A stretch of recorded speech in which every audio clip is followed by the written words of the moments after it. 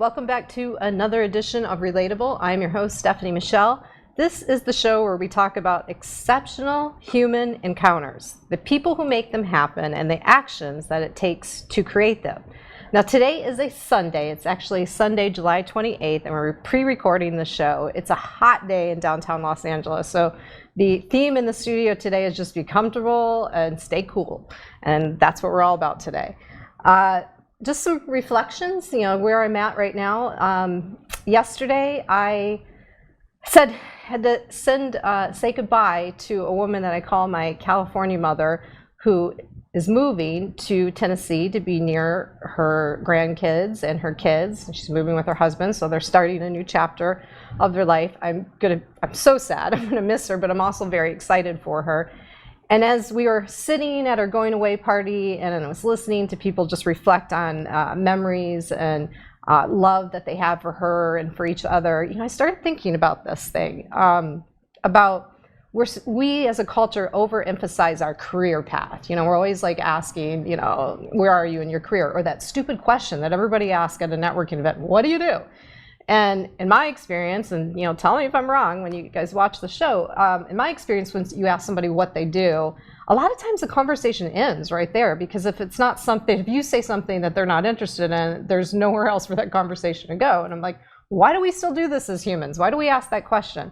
I think a better way to think about this is like to really ask and be curious about each other's human path. Like, what are the experiences in your life that have made you more human or connected you to humanity? Like, where are those life lessons? Like, I love thinking about that. I love even reflecting on my own human path and like, wow, what have I learned in the last 10 years, and where was I 15 years ago, and where I am today? And so I don't know, I'm just putting that out there. Like, what does that feel like to you guys? Like, how would you answer a question if someone said, tell me a little bit more about your human path? Like, where are you? What's going on with you?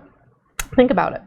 When I first talked to my guest today, I actually was thinking about this too. I knew right away that this was a person that has like a lot of like life lessons and a lot of richness in the experience already in his life. And I just couldn't wait to do this and meet him in person and hear more about that. So there's definitely like a human path pull for me in our first conversation. And I'm feeling it more. We've had a little chance to talk and get to know each other before we started the show today. So joining me in the studio today is Jamie London Wollberg. He's a serial entrepreneurial, he has a serial entrepreneurial mindset, and he's a proud cat daddy. Got to learn about his cats and the connection to Tiny Chef, another plug for Tiny Chef. He lives his life authentically as himself, as well as for activism. Jamie founded Trannabis, and we're going to learn all about that in a couple minutes here, to promote an overall Trannabis lifestyle. He originated the Trannabis movement in order to benefit the LGBTQAI plus cannabis communities. Jamie founded Trannabis Chi, a business welcoming all bodies and abilities to combine the healing power of Tai Chi Gong. Did I say that right? Close. You say it. Tai Chi Qigong. Qigong. All right. Thank you. And Cannabis. That sounds cool to do the two together. I can't wait to talk to you about that. He also founded Trans Trusted Consulting, a company guiding those of trans masculine experiences, their families, and the businesses looking to support them. It's awesome. Thank you. Is it weird to hear your bio read when you're sitting this close to somebody? Yeah, I've never had my bio read in this way. I asked because I'm definitely an empath, and I end up asking this quite a bit when I'm sitting next to someone, because I'll look over and there's this look like, that's kind of strange to be sitting so close to someone and hearing all these things that I've done. But yeah, everybody kind of feels that way, I think. Yeah, it's strange, but it's validating. Yeah, good. Well, so I got to just unload a little bit about what's on my mind and where I am in time and space after this weekend. And so I always like to give the guest a chance to do that. Is there anything pulling your attention right now that doesn't allow us to be totally present with each other on the couch? Or no, I mean, I'm really here, and I totally was vibing with what you were saying about the human path. And when people ask you, because people ask me all the time, especially people who know me well, they know I'm disabled, and they're like, Jamie, how are you doing? And what's new? And I say, I'm building. that's my response now. I like it. It's because I was tired of saying I'm fine and kind of like shrugging it off. I'm not a good liar, and I don't like to lie. In order to be my authentic self, I often have to give a lot of negative news. And so to be positive, but also very real, I say I'm building. I'm improving right now. I like that. I say something similar. Maybe I often refer to myself as a work in progress. I'm like, I'm just, loving myself through the work in progress. That's it. I wish there was a better word than work. Like it does, like it's not always about work, but definitely in progress. Yeah. Definitely in progress, right? Well, in transition. And Everyone's in transition. Yeah. So Trannabis, nobody's probably heard of this before. So tell, in your words, when you say, I started this Trannabis movement, how do you explain that? So I literally created Trannabis out of thin air. I was, as many stoners, high on the couch. I was just going to say, I'm like, were you high, Jamie? I was absolutely. That's when I come up with the best ideas. And so I was with my buddy, and we were talking about really what's going on within the LGBTQAI plus community and how much cannabis can help. We started what at the time was my brand Blunt Bros, and I came up with Trannabis because I realized there was a greater movement. I wanted to do something that was a legacy, that was lifelong and lasting, not something for me, but for people years from now in my community to have this safety education and knowledge. And so Trannabis is a lifestyle that is led by a trans cannabis patient or consumer that lives to exhibit empathy, compassion, and passion throughout every aspect of their life in order to benefit the LGBTQAI plus and cannabis communities. That's a mouthful. Yes. I think we have to go back and break it down. And I have questions, and I think that people watching also. So did you, in starting this, did you feel like it was important? Like, so you're trans and you're a cannabis activist, right? Yes. So and maybe these two worlds felt separately, and you didn't feel like anybody was kind of doing a good job to invite these two worlds together. Like, tell me more about why this had to come together and why you felt the need to bring those two things together. Well, to start, for me personally, I moved to Los Angeles for my health, predominantly so that way I could get closer to the cannabis as well as the better weather. I'm from New York. Yeah. The cannabis industry there is like literally a decade behind at least. And I needed better medicine. I was having a really hard time. Yeah. So when I got here, I realized that at least myself as a queer trans person, I was using cannabis. I saw how much it helped me, and I thought, well, wow, there must be other people that can benefit. On the flip side, I was thinking about historically. So Prop 215 and all of these other cannabis movements, they were all started because of what was happening in AIDS within the LGBTQAI plus community. And it's actually our community that was bringing it to the United States and making sure that it was available medicinally. Yeah, and a lot of people don't know that, right? No, they don't. Like, so and so this would have been the 80s, right? Yes. And when people are having a hard time getting the drugs that they needed for AIDS medications, like they were leaning into using cannabis for both pain and really probably dealing with the mental side of like the disease and watching people die, and just the hardness of that. Okay, so that I don't think a lot of people knew that. You actually shared that with me on the phone, and I didn't know that. So re-educating that community that like, hey, this is for us. Is that you felt like that you needed to do that? And Jamie hasn't shared this part yet. So Jamie, let's talk about your health and like what these medical things, these issues that you were having. Can you talk about that? Sure. Yeah. So I've been sick for a little over 6 years. My first actual memories of life are in medical trauma. I think we also mentioned on the phone. I had pneumonia when I was 4. I was hospitalized for 10 days, and they truly weren't sure whether I was going to make it. And so I've always had medical struggles, but it really was 6 years ago when I started to be bedridden for the first time for about 10 months. Wow. We thought maybe I have MS, maybe I have vestibular neuritis, maybe I mean, we really didn't know. Now, after coming to California, years of doctors and treatments, we know that I have persistent postural perceptual dizziness, which is a multi-genetic disease that acts like autoimmune, and basically your whole body is out of balance and you're susceptible to everything the way that you would be in autoimmune disease. So I have 14 diagnoses underneath that. Wow. And so lots of medications that you were prescribed, lots, like, so sensitivities to allergies, to like just any... All the things. All the things. All the things. All the things. I can't have dairy. I have super sensitivities to sound, light, smell, even just oversensitizing in general, depression, anxiety, migraines, headaches, fibromyalgia. The vestibular neuritis ended up actually being more of a new daily persistent headache. So it's just endless things. And who or how were you introduced to cannabis as a medical alternative to some of the drugs and treatments that traditional doctors were telling you needed? Oh, I'll never forget. When I was 19, I started to use cannabis just for the fun of it, but I think it was really unconventionally without realizing it in college. I started to use it medicinally. Fast forward to when I was bedridden and cannabis went medically legal in New York, and that morning my mom came into my room, I was still bedridden, and she threw the New York Times on my bed, and on the front page it said that it would be legalized, and I got ecstatic, and I was one of the first 300 patients to be legal. Did you share a story about like walking in the first time and how, tell me, so the very first time that you went into a dispensary to learn about cannabis or to purchase, what happened?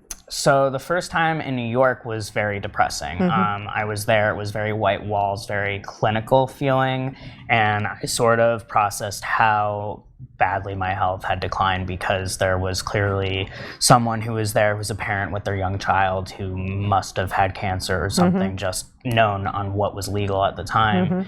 And I broke down. Basically, I had to hide my tears.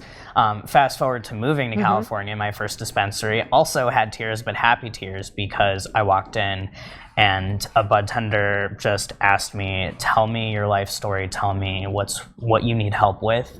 No one had ever really asked me in that way. And I broke down and I was like, you have time, you have knowledge, you have products. And they were like, this is literally what we're here for. So that was like a sharp contrast to the type of questions you were getting asked in the medical field when they're trying to figure out what's wrong with you and what you needed to do, right? Like, Yes. but did those questions feel more prying or just not personal? Like, how would you explain the difference in those two experiences? Well, in the medical side of things, it's a business. And I mean, cannabis is a business as well, but I think that people that are entering this industry are using it to help people overall. I mean, there's certainly going to be a corporate aspect, absolutely. But I think the majority of the people I meet really want to help people. Yeah, even so, I live across the street from MedMen. And which is kind of, I call it the Apple Store of cannabis, basically. You hate them. But even there, even because it is kind of corporate, and I want to find out why you hate them, but when you walk in, it's like adult Disneyland in there. Everybody's happy. Everybody's happy to talk to you, to answer your questions, love on your dog, if my dog's with me. Like, it's just joy walking in there. So even on the corporate side, I think most of the people that work there are in there to really help people and educate people and help them have a good trip. But why do you not like them?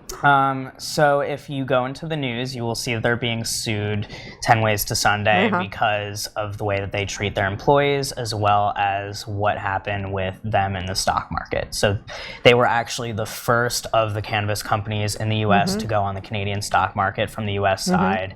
Everyone was looking at them and they got very greedy. And even though their bud tenders are diverse and wonderful in the store, they're not treating them properly. MedMen actually offered me a job when I first got to LA and I couldn't take it because I wasn't gonna get the time off and the care I needed to transition. When I was very open about, hey, I'm disabled, hey, I'm transitioning, I need time off for surgeries, my health isn't great.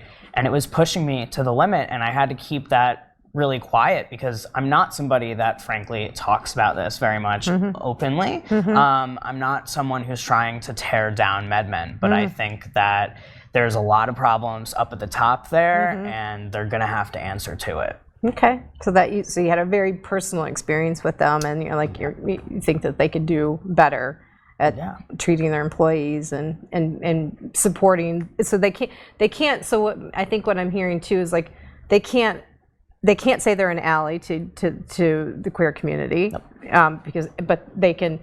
And have they gotten attention for hiring diverse people, and yet that's not true? Is that kind of... Well, so they're hiring the diversity, but they're not paying people wages that they can function on. They're not giving time off that's legal. These are legal parameters that they're not meeting. This isn't something that I'm like divulging a big secret. It's all over the news. I got it. Yeah, they're... I can't walk across the street anymore.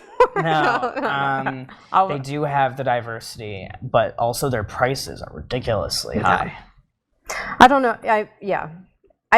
They're so convenient to me, and which I hate this dichotomy that we have to choose between woke and convenience, and thanks to Amazon that has completely seduced us, and picking convenience over being woke is happening quite a bit, and I'm guilty of that. I'll say that I hate Amazon, and I hate myself for buying anything on Amazon, but I still do it.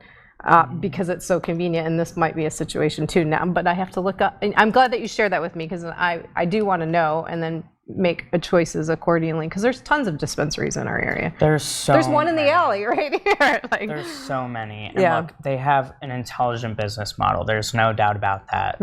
I remember what it felt like the first time that I went to a MedMen. I remember how I felt, how excited I was to be offered that opportunity. But yeah, it's, for me, I'm mission driven, and I literally can't sleep at night if I go inside. It's the same with Starbucks or any of these companies that I don't feel are properly treating people. And so let's talk about that. So I know part of your story about struggling to find out what's really wrong, and being bedridden, and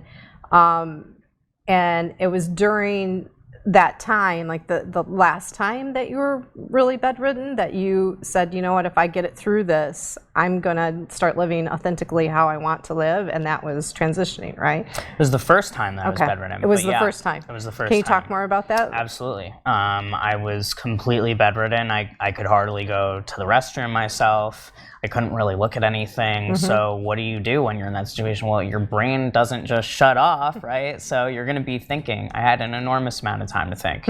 If there's any, it feels as closely related to like what I could imagine being on your deathbed and sort of like thinking through your life, except not for a brief time, like every day for 10 months. Yeah. And I said that, and I'm not someone that, I'm spiritual, but I'm not someone that tends to like pray to God. That wasn't at least me at the time. And I said, whoever's up there, if you hear me right now, if I get out of this bed, if I can ever walk again, I swear I will live my truth. I will find my purpose, and I will do right by humanity. And I got out of that bed, and I started transitioning immediately. Did you bring your friends and family into that? Like, what did that look like in terms of support when you said, okay, this is what I'm going to do? How did you... I hid it for a little bit. October 1st, 2015 was the first day where I started to transition, but by no means was I transitioning vocally to the world yet. I started to reach out to someone actually who I went to college with, who I knew to be trans, to kind of get advice of how to get started, and just kind of figured it out from there. And then who was the first family member that you told? I told my parents together. And it was a shock to them. Now, they wouldn't tell you, I don't think, that they're surprised. Back then, they were like totally taken back, and they kind of freaked out. Not necessarily because of what was happening or how I identified, but just how quickly the process was happening. And My mom in particular had a really hard time with my pronouns, but, everyone in the family reacts in their own way, and I've lost some people, I've gained stronger relationships with others. You do what you need to do. Yeah. Can we talk about pronouns for a little bit? I think that always, if we can use the show to educate educate and just help people understand, why this is so important. I think it's a basic human right to live as authentically as you possibly can. So whatever that looks like, however that feels like, I think that we all deserve that. So, but I know some people have a hard time with this. So, I guess the question that I want to ask is, so because we have so much more awareness around different choices that we can make with pronouns, did you go back and forth between they and their, or you knew it was always going to be his and him? What was that conversation dialogue like for you? I think I very briefly considered they them, but I pretty quickly figured out that I was he him.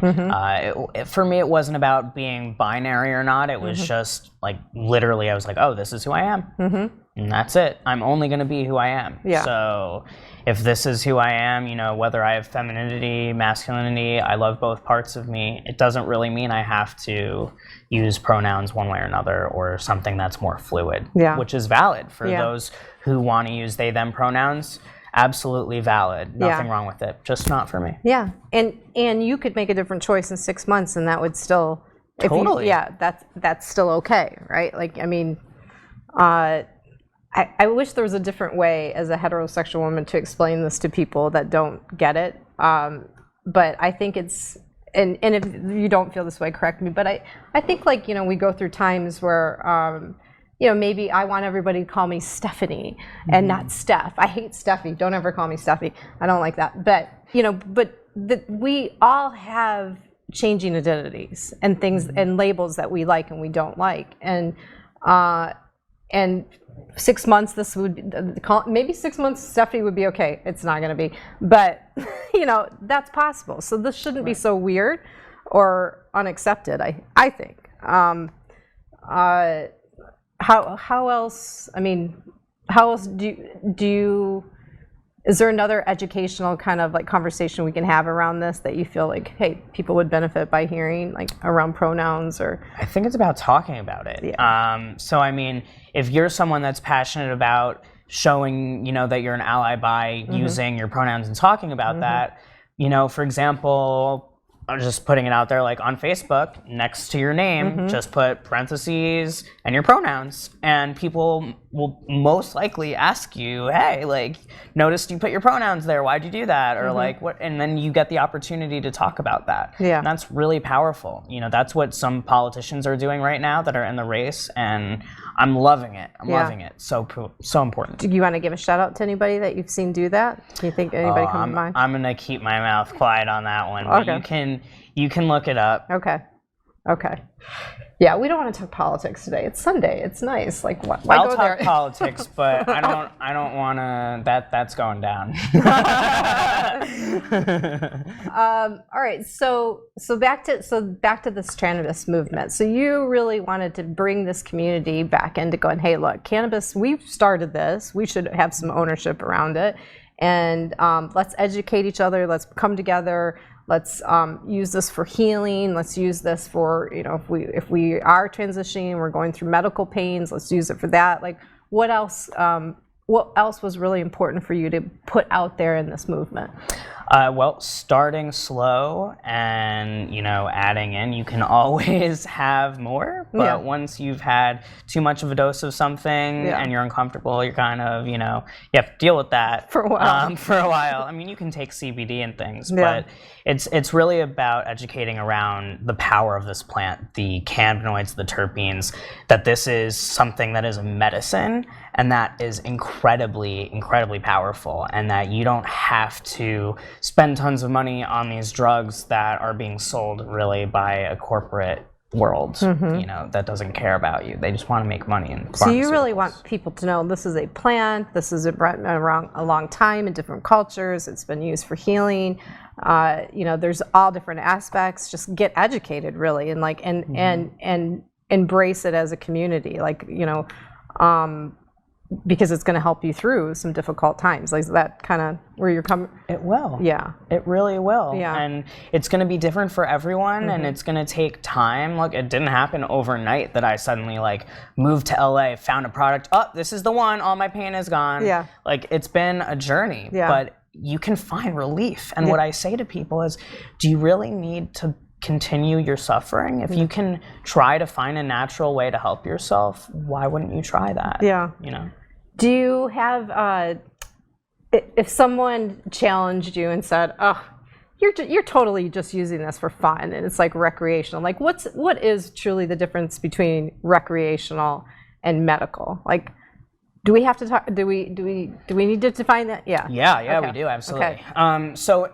So super quickly go over from a sales perspective, Okay. or retail perspective, when you're going into a store or dispensary or a collective, you're going to be dealing with different doses and how much you can actually carry on you and walk away with. So I do want you all to take that with you, is that you need to know how much you can legally have. You might think, oh, what's the likelihood that I'll have like too much on me? But trust me that you want to know these things, because when you're challenged, for say, by a cop, you want to be able to have the answers and know your rights. But in terms of use, I think there's a huge difference. For me, I very rarely get to use cannabis from a recreational standpoint anymore. I say this because as a medical patient, my medical needs and my suffering come first. I have to address those issues.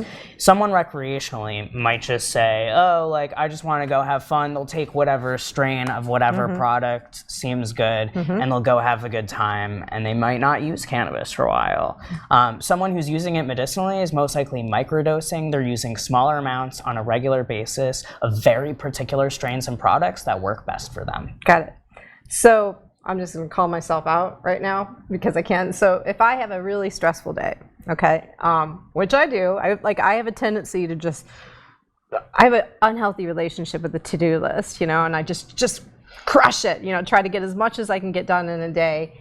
And then I go home and I'm like, I'm like still wound up. I'm like, I'm still thinking about that list. I'm thinking about the list for tomorrow. I need to shut this down. I need to provide my body and my mind some just de-stress time, right?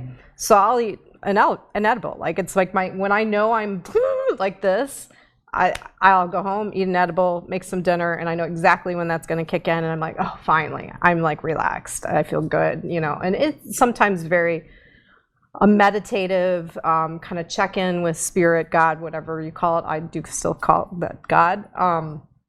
And I wake up and I sleep well, and I wake up the next day and I do it again, so is that recreational or is that medical in your mind? Like, sounds medical to me.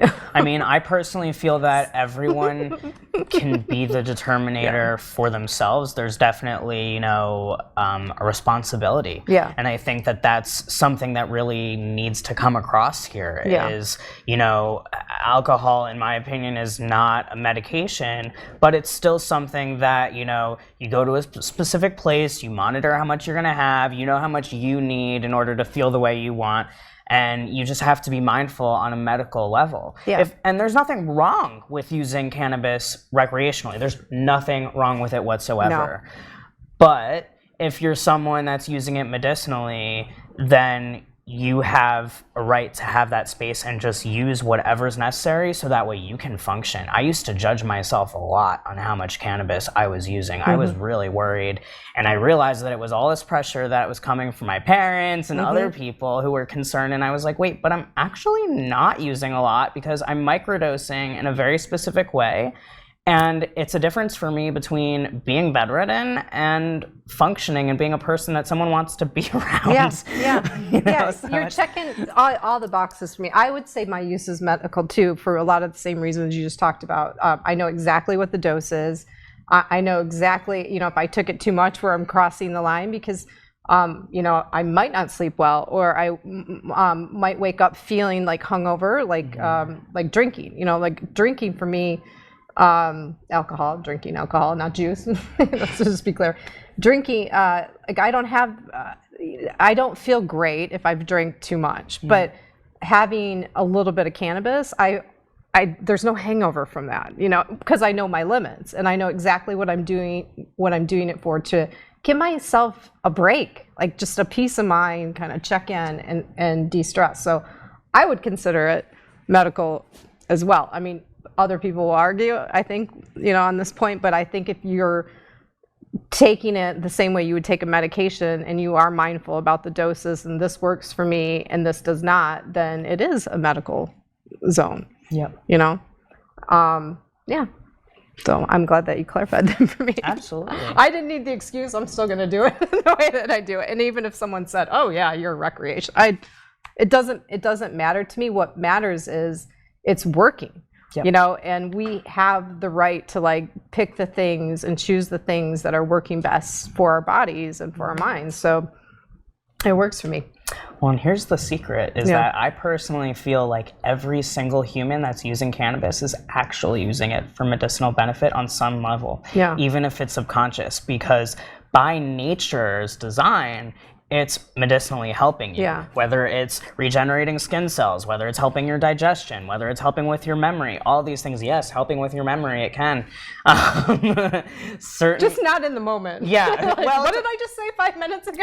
It depends on the product, the cannabinoid, how it's being made or ingested. I mean, there's really just a whole wide scope. My nephew and his wife live in Seattle, and for a time, both of them were in the cannabis business. Only she is now, and they enjoy it. And I'd say they kind of cross into recreational. And you know, we had these conversations about like, hey, you know, buddy, if it ever gets to the point where like you don't know who's in control, then I think that's when you kind of start to check in. You know, if you're waking up every day and this is the thing, you know, it's now become the crutch that like gets you through everything, and you can't really hear your own mind through, you know, through maybe being high all the time. And that to me is like you should check in.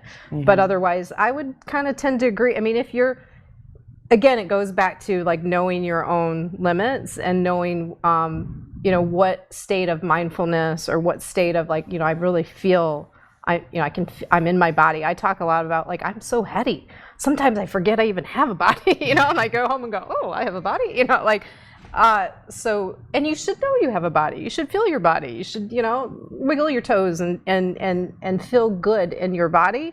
And I think that's what cannabis has been for me too, to go, oh, this is attached to something, you know, and dance a little bit with it and be one with it. So. Yeah, there's a lot of room for experimentation, and it's not in the sense of like thinking about, oh, it's college and we're experimenting with hard drugs. That's not what it is. You're experimenting with what feels good for you, what works for you, and what doesn't. And it's impossible to know what your levels and metrics are for yourself if you don't. Yeah. So you have to be gentle with yourself. Yeah. You know, give yourself that space. Do you have favorite resources? So if someone was thinking about learning about cannabis, trying cannabis, maybe from a pain management standpoint, do you have resources that you like, or when someone asks you a question, because they know you, Jamie, knows quite a bit about this, what's some of the guidance that you give somebody new to exploring cannabis use? Start low and go slow. I usually give them a couple of recommendations of brands that I like. I ask them why they're intending on using it, what they're hoping to get from it, and what their price range is.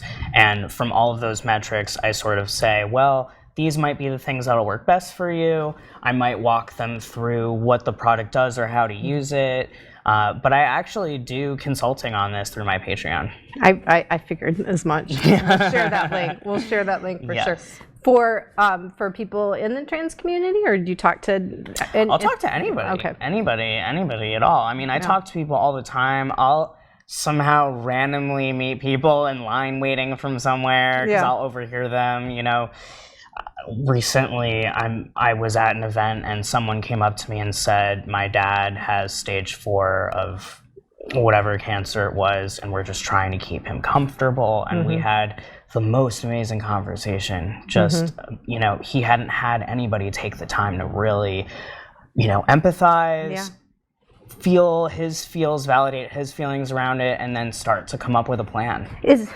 So in you sharing this just kind of popped into my head, is part of educating the queer community in particular about cannabis? Is it just being able to have this kind of conversation around healing? And, it's like, yeah, we're going to talk about this wonderful plant, but we're actually going to explore more, what are you going through and how can I be supportive and what are the issues? Like, do you feel like that cannabis plant allows you to be more supportive to people in the community?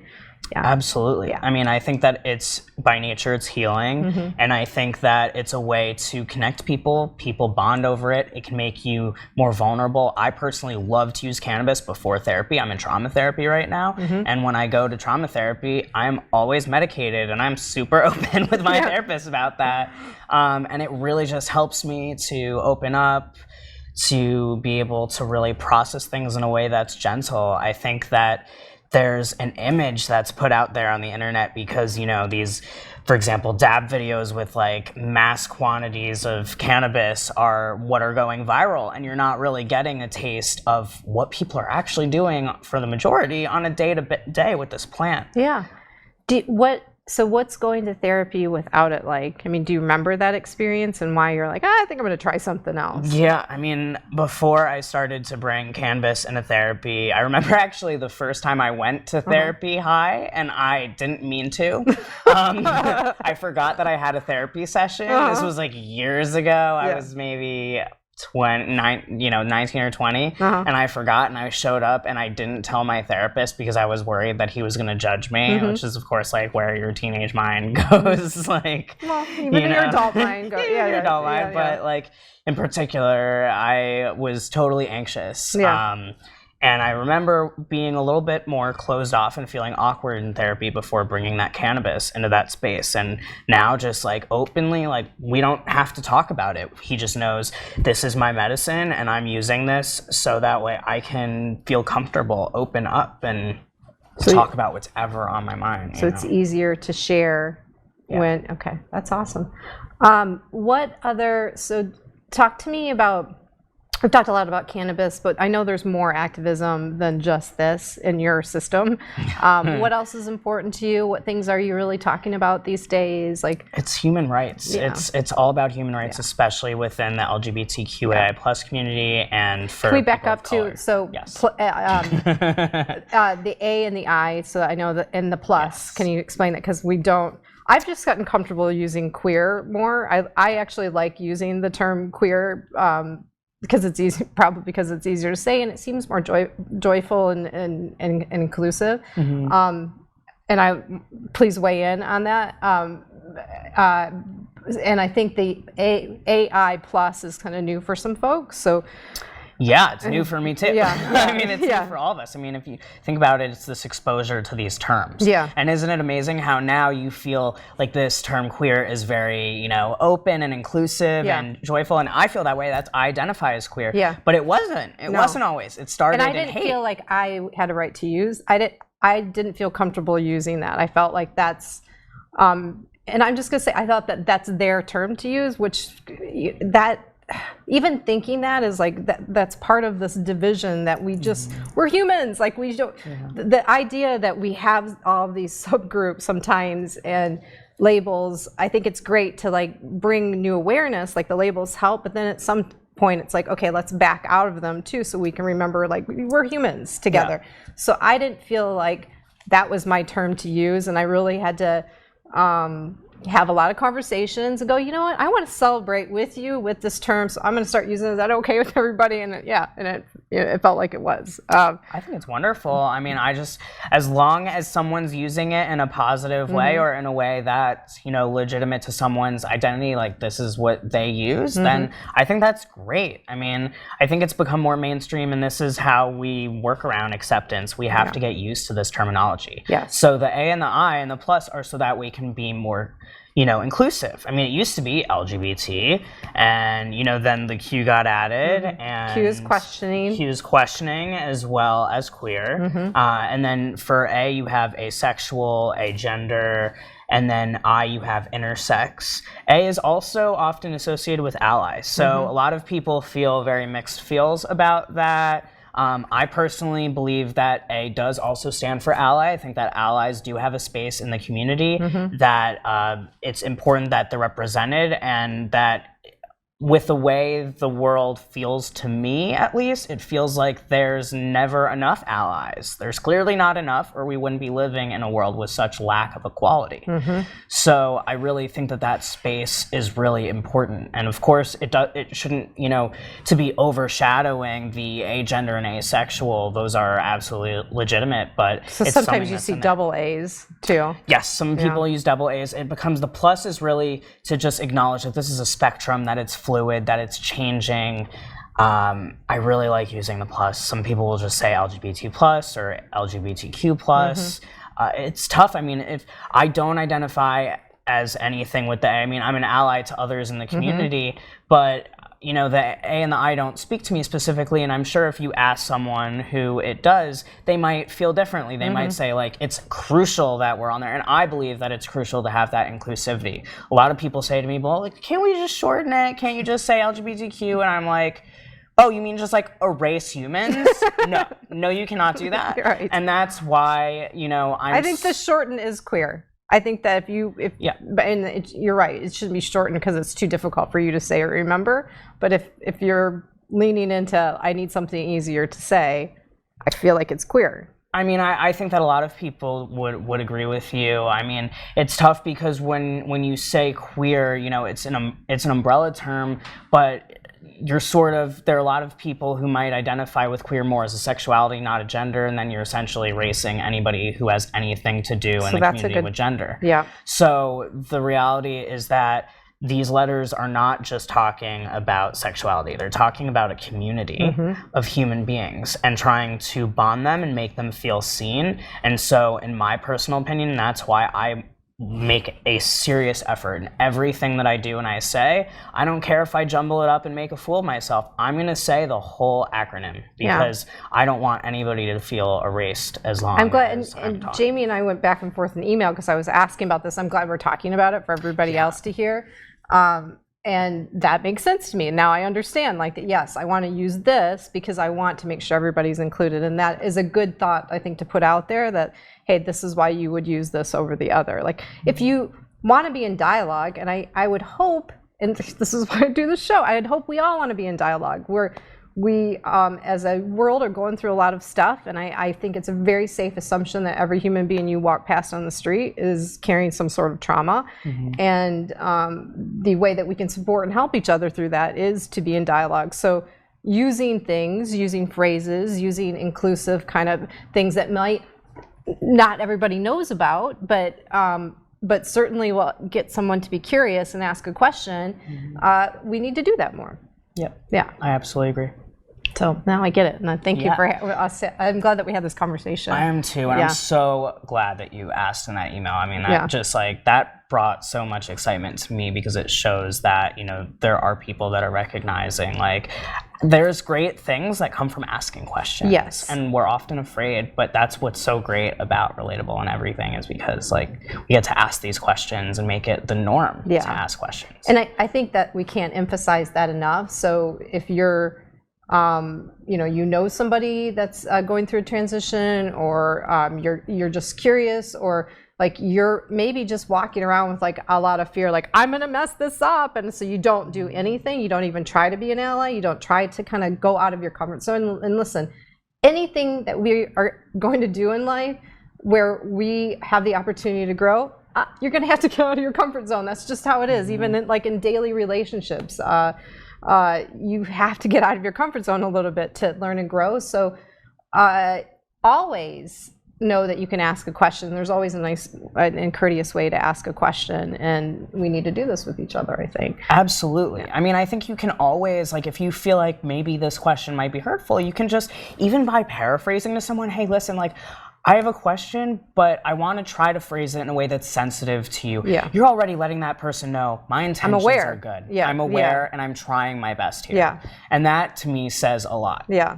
Which is why I have like an open door policy. Pretty much anybody can ask me next to anything. You don't have to answer, right? Like if someone asked you a question that you didn't want to answer, you can just kind of go, yeah, it's inappropriate. Yeah. Thank you for asking the question, but that particular question might not be the best question. But, yeah, I'll usually take the time to say, here's why this is inappropriate. Yeah, awesome.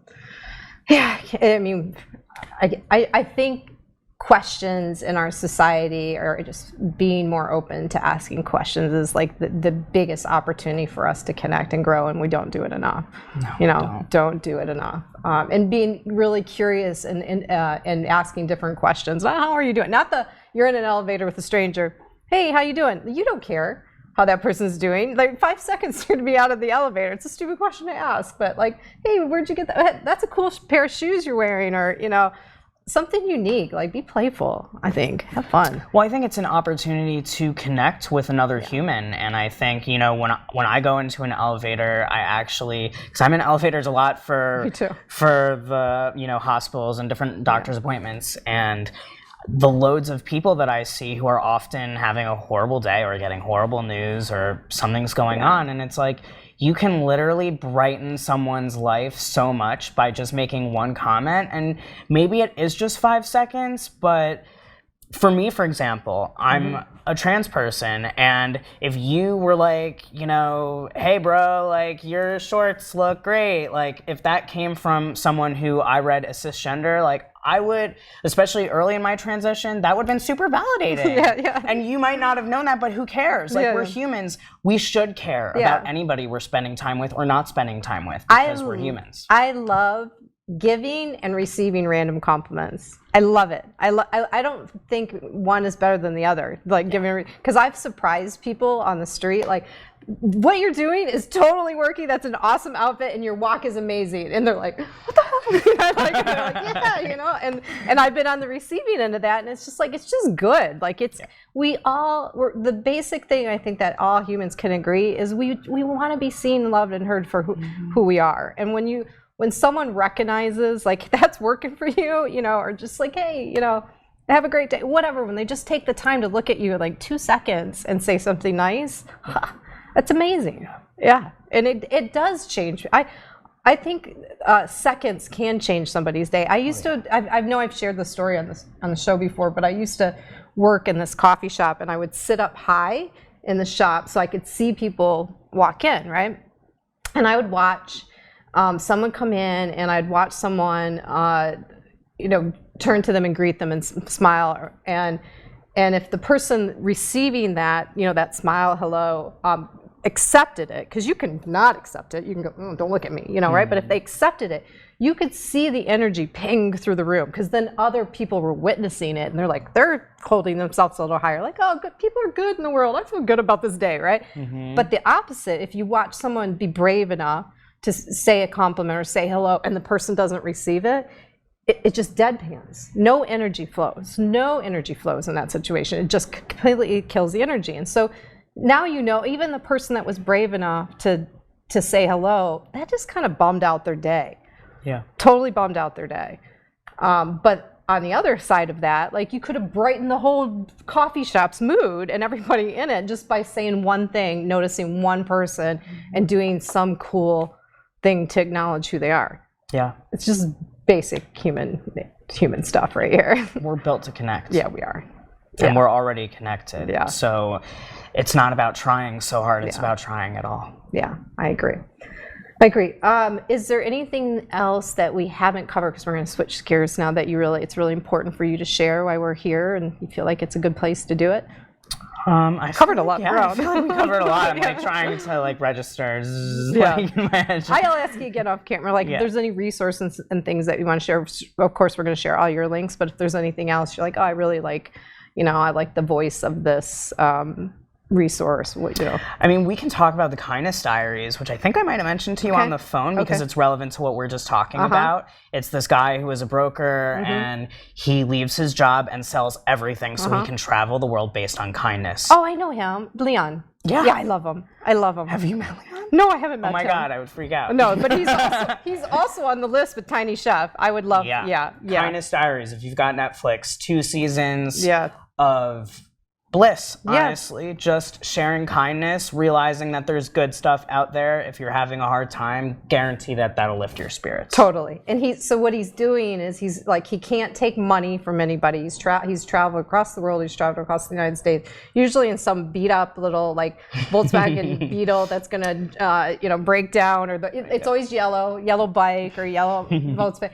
And he's just relying on the kindness of strangers, and then he gets to know them and hear their story, and there's some things of generosity that kind of comes back to these people that were unsuspected that they would get anything by helping him.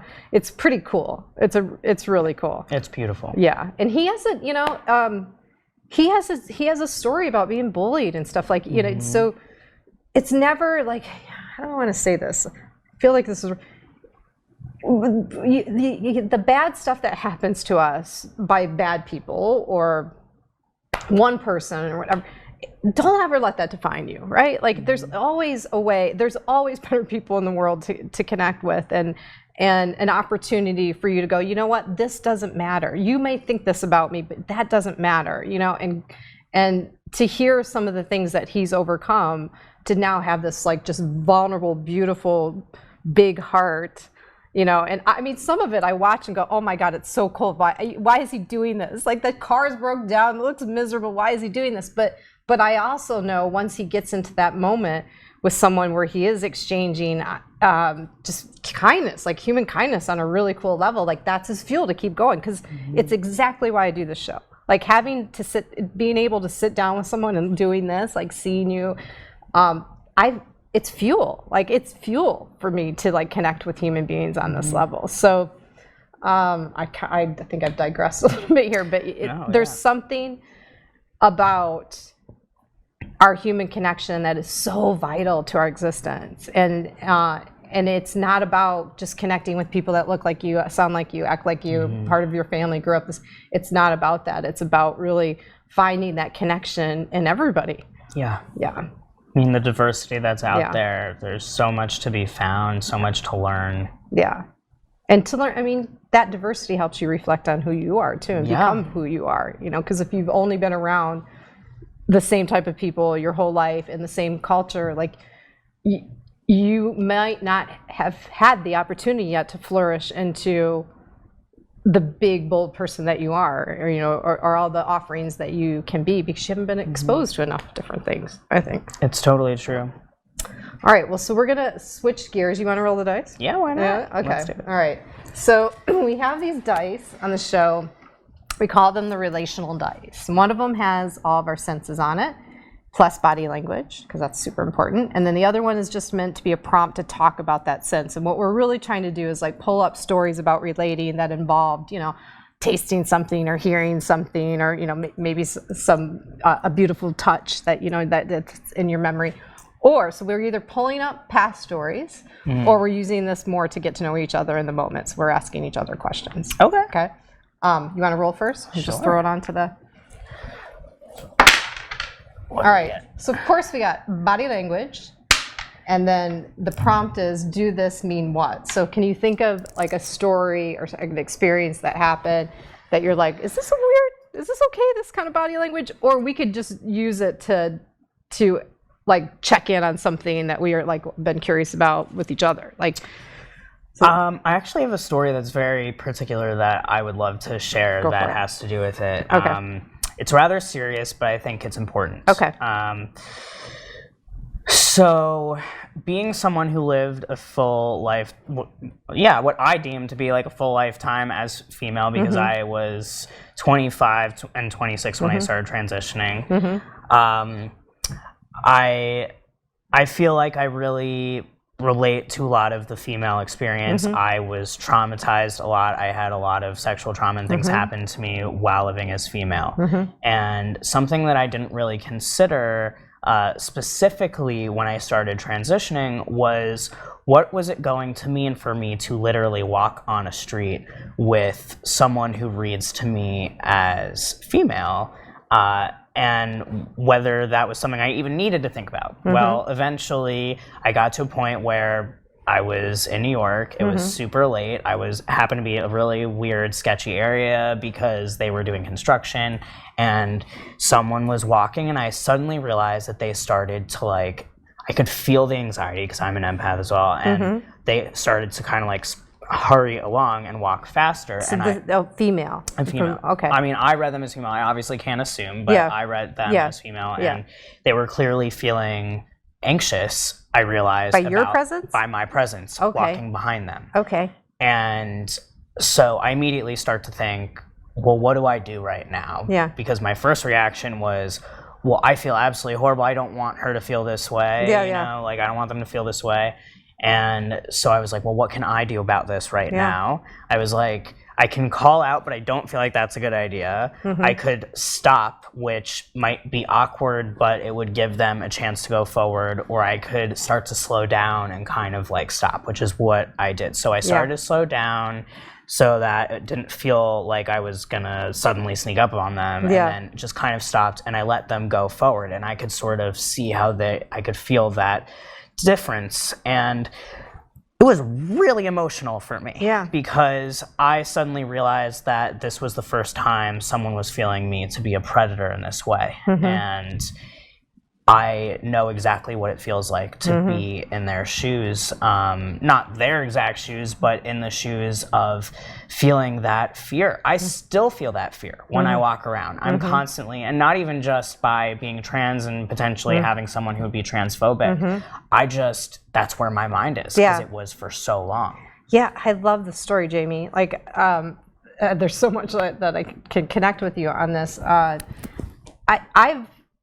walk fast. I walk really fast. I'm not very tall. I'm very long-legged for my height, so I walk fast. And I live downtown, and I walk a lot. And I experience both sides of this, actually, where I think I'm walking with a lot of energy. I usually have like a little rolly bag, and so I'm coming up on somebody, and I can feel they're like getting uncomfortable. And it hasn't been a gender thing so much. It's just like, okay, you're kind of getting into somebody's space, and I've made the decision to slow down, or to give them space. So I can understand that, but the having the like the awareness of now experiencing this from two different genders is really interesting.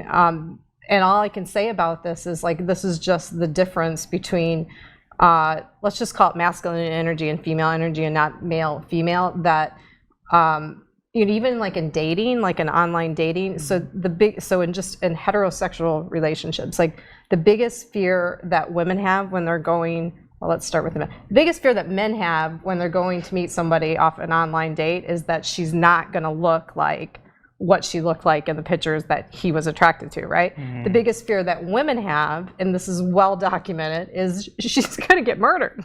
She's gonna get hurt. That's how different masculine and female energy are. And so, yes, like, you know that you're totally not gonna hurt somebody or have no ill intention, but space is a thing, and everybody has a different, this is a safe space, this is not a safe space, this is a safe space. Everybody has a different space around them that's comfortable, right? And if you're aware and paying attention, you'll feel that as you're walking around, Yeah. And it's interesting. And I might change our social challenge of the week, actually, for this thing alone, because you can experience the world differently by just having an awareness of what people's space is, and honoring that. Yeah. Yeah. Totally. I mean, if I didn't have the experience, like, what it also made me realize was, wow, no wonder cis men don't really get it. I was like, they really just don't know what it feels like, and so they're not aware of it, and they need to be taught it. And I thought about, like, how grateful I was, because I felt a lot of guilt for making them feel uncomfortable. And so what calmed me was thinking, I'm grateful it was me and not someone who wanted to do ill intent, and that I did become aware, and that I was able to have that awareness and do something about it to try to adjust the situation. Yeah.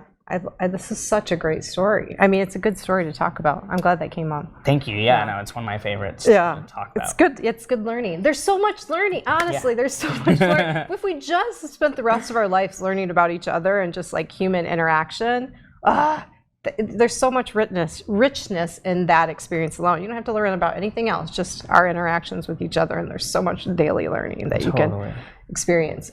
So with that being said, so the big question on the show that everybody gets asked is, how do you define an exceptional human encounter?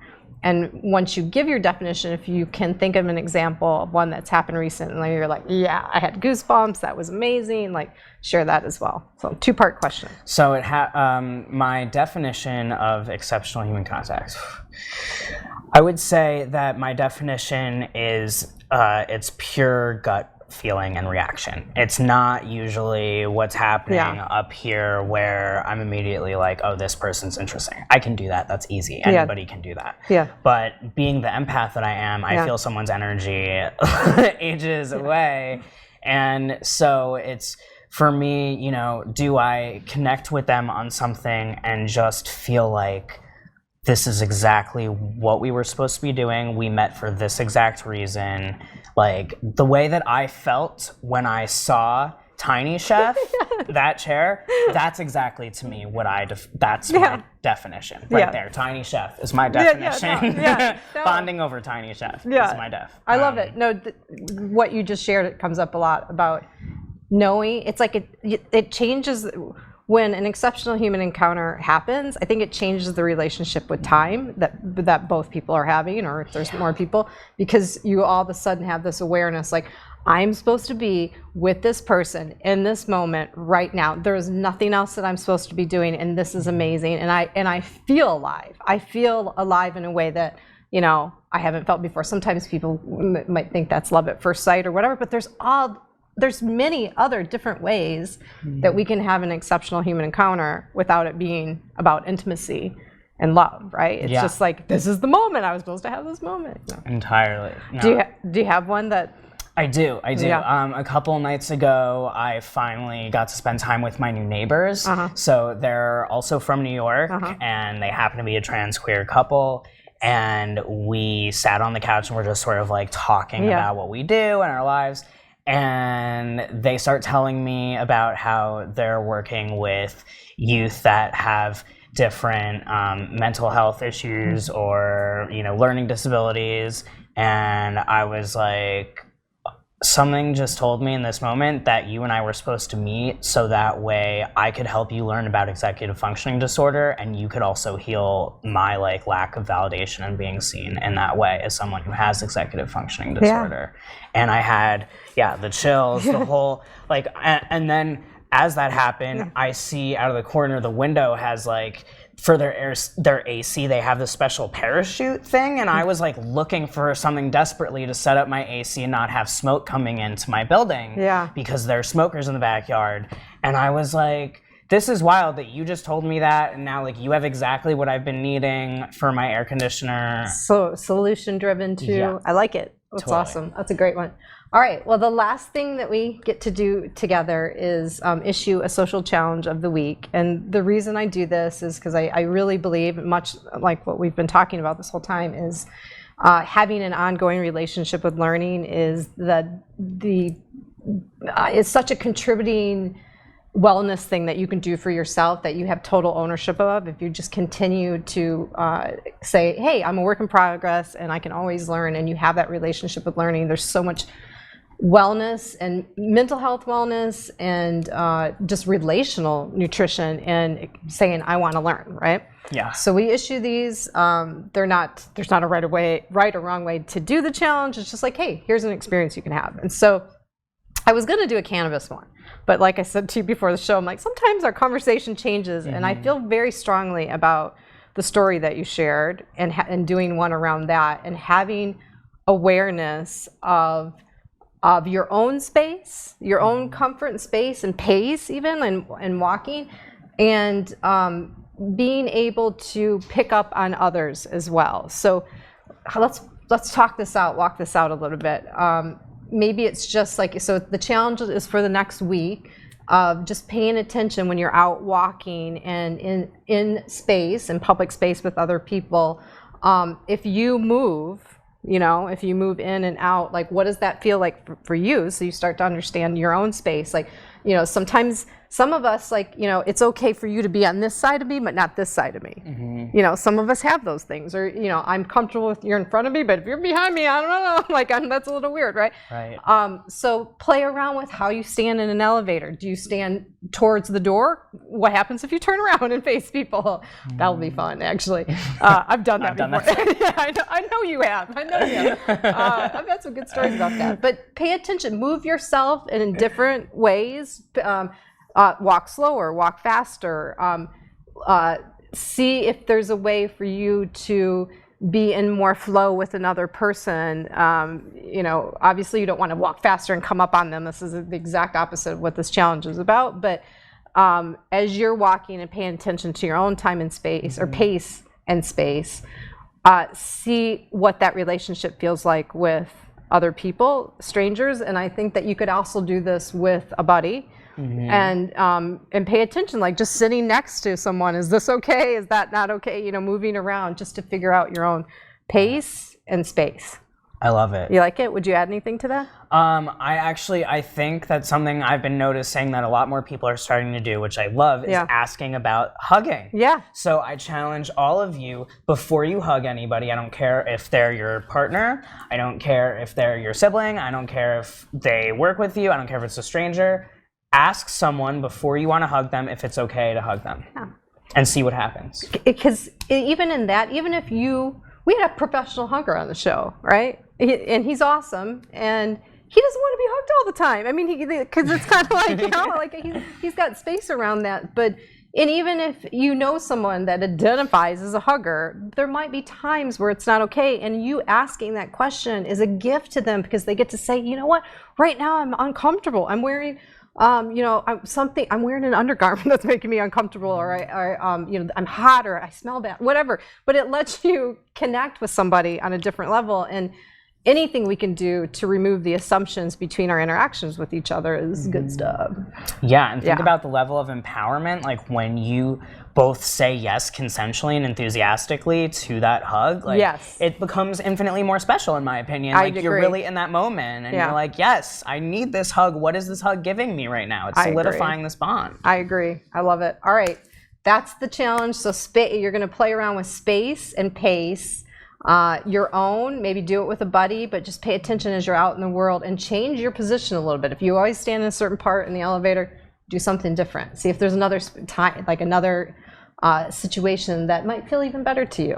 So that's the challenge. Yeah, all the man spreaders out there. The man spreaders. All right, well, that brings us to the end of our time together. Thank you so much for having me. This was awesome. So much fun. It was awesome. I like pre-record shows because we can get more comfortable and all right, well, that's it. Thank you so much, Jamie, for being here. Everybody that's watching, I'm just going to end the way that I always end. Like, what are you doing to encourage or to make an exceptional human encounter happen today for you and for someone else? You both get a gift when you do it. See you next week. Bye. Bye.